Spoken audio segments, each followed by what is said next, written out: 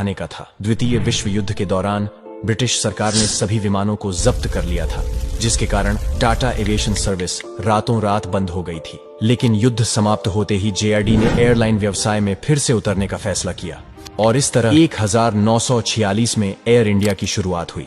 उनके विमानों का खाना, साफ सफाई और इन फ्लाइट मनोरंजन शीर्ष श्रेणी का था। यहाँ तक कि उनका शुभंकर भी महाराजा था, जो भारतीय आतिथ्य और एयरलाइन के शाही मानकों को दर्शाता था। साथ ही एयर इंडिया हमेशा समय सारिणी के अनुसार चलती थी।